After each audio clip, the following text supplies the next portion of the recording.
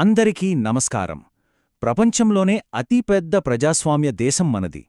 ఇంత పెద్ద దేశానికి, ఇంతమంది ప్రజలకి ఒక బలమైన పునాది కావాలి కదా. ఆ పునాదే మన రాజ్యాంగం. ఇది కేవలమో ఓ నియమాల పుస్తకం కాదు, మన దేశ భవిష్యత్తుకు ఒక బ్లూప్రింట్ లాంటిది. సో ఈరోజు మనం ఈ బ్లూప్రింట్ లోతుల్లోకి వెళ్దాం. రండి, ఈ ప్రయాణం మొదలుపెడదాం. చూడండి, ఎంత గొప్పగా చెప్పారో కదా. మన ఐడీ కార్డ్ మన గురించి ఏం చెబుతుంది? మన పేరు, మన గుర్తింపు, కరెక్ట్? అలాగే మన రాజ్యాంగ పీఠిక మన దేశం యొక్క అసలైన గుర్తింపు ఏంటి, దాని ఆశయాలేంటి, దాని స్వభావం ఎలాంటిది అనేది క్లియర్గా మనకు చూపిస్తుంది. సింపుల్గా చెప్పాలంటే ఇది మన దేశం యొక్క ఆత్మ లాంటిది. సముద్రంలో ప్రయాణించే నావికుడికి ధ్రువ నక్షత్రం ఎలా దారి చూపిస్తుందో, మన దేశానికి, మన రాజ్యాంగానికి ఈ పీఠిక ఒక మార్గదర్శిలాంటిది. మన దేశం ఏ విలువల మీద నిలబడింది, మనం ఏ దిశగా ముందుకు వెళ్ళాలి అనే విషయాలను స్పష్టంగా చెబుతుంది. అందుకే ఇది మన రాజ్యాంగం యొక్క తాత్విక హృదయం అని చెప్పొచ్చు. అయితే ఈ పీఠిక అనేది ఏదో అలంకారం కోసం ఆఖరి నిమిషంలో చేర్చింది కాదు. దీని వెనుక ఒక పెద్ద చరిత్రే ఉంది. స్వాతంత్ర్యం రాకముందే మన నాయకులు మన దేశం ఎలా ఉండాలి అని కొన్ని కలలు కన్నారు. ఆ కలలన్నింటినీ ఒకచోట చేర్చి మాండిందే ఈ లక్ష్యాల తీర్మానం. అదే మన గణతంత్ర రాజ్యానికి ఒక నైతిక పునాది వేసింది. సరే, ఇప్పుడు ఈ బ్లూప్రింట్ యొక్క ఫౌండేషన్ అంటే పునాది స్తంభాల గురించి మాట్లాడుకుందాం.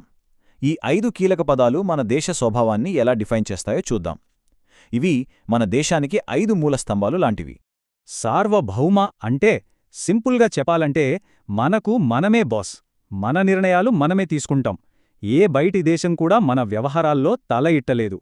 ఇది మన స్వాతంత్ర్యానికి, మన ఆత్మగౌరవానికి ఒక చిహ్నం. సామ్యవాదమనగానే చాలామందికి రకరకాల ఆలోచనలు వస్తాయి.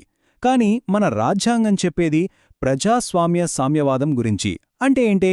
అంటే అందరికీ సమాన అవకాశాలు కల్పించడం, పేద ధనిక మధ్య తేడాలను తగ్గించడానికి ప్రయత్నించడం. ఇక్కడ ప్రభుత్వ, ప్రైవేట్ రంగాలు కలిసి దేశాన్ని ముందుకు నడిపిస్తాయి. లౌకికతత్వమంటే మతాన్ని పట్టించుకోకపోవడం కాదు. మన దేశంలో దీనికొక ప్రత్యేకమైన పాజిటివ్ అర్థం ఉంది. అదేంటంటే ప్రభుత్వం ఏ ఒక్క మతానికి కొమ్ము కాయదు, అన్ని మతాలను సమానంగా గౌరవిస్తుంది, ఆదరిస్తుంది. అందుకే మన దేశం భిన్నత్వంలో ఏకత్వానికి ఒక గొప్ప ఉదాహరణ. ప్రజాస్వామ్యం అంటే ప్రజల రాజ్యం. దీని అర్థం అంతిమ అధికారం ఎవరి చేతుల్లో ఉంది? మన చేతుల్లో, ప్రజల చేతుల్లోనే. మన నాయకులను మనమే ఎన్నుకుంటాం, మన ప్రభుత్వాన్ని మనమే నిర్ణయిస్తాం. ప్రతి ఒక్క ఓటుకో ఇక్కడ విలువ ఉంటుంది. గణతంత్ర రాజ్యమంటే దేశానికి అధిపతి, రాజు లేదా రాణిలాగా వంశపారంపర్యంగా రారు, ప్రజల చేత ఎన్నుకోబడతారు. అంటే ఏ ఒక కుటుంబానికో అధికారం పరిమితం కాదు. ఒక సామాన్య పౌరుడు కూడా దేశంలో అత్యున్నత పదవికి చేరుకోవచ్చు. అందరికీ సమాన అవకాశాలు ఉంటాయి.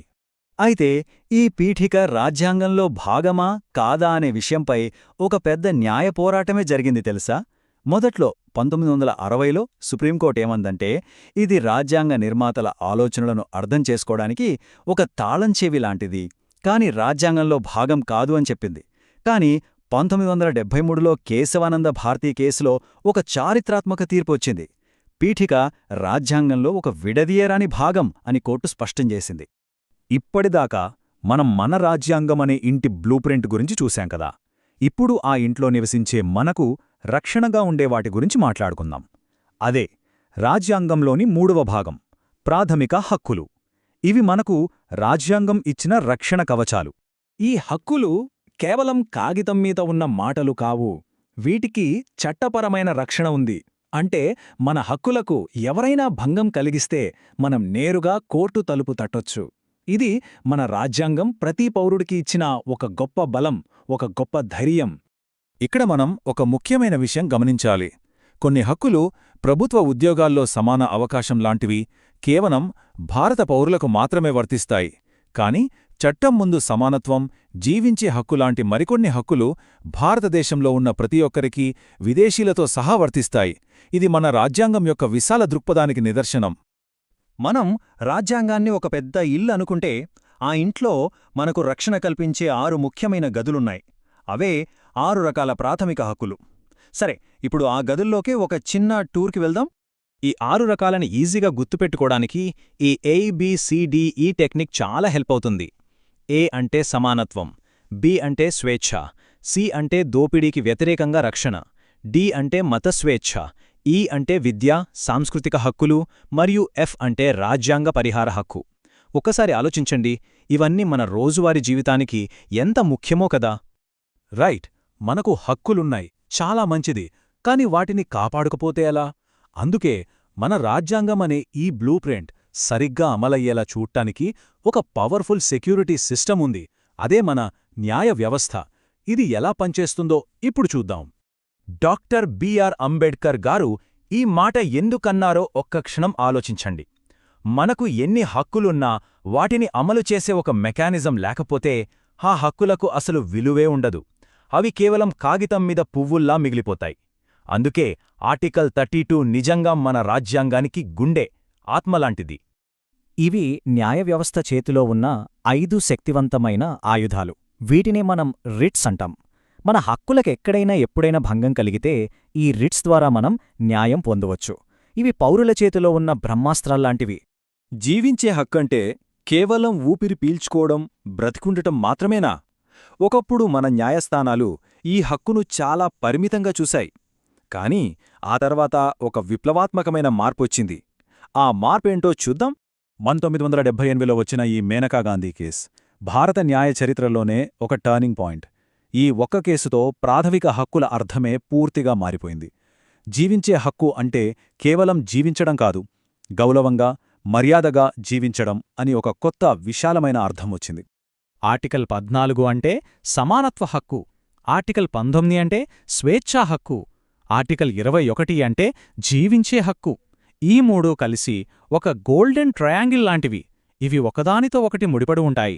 ఈ మూడింటి కలయిక వల్లే జీవించే హక్కు పరిధి పెరిగి అందులో గోప్యతా హక్కు, స్వచ్ఛమైన పర్యావరణం హక్కు, ఇలా ఎన్నో కొత్త హక్కులు వచ్చి చేరాయి.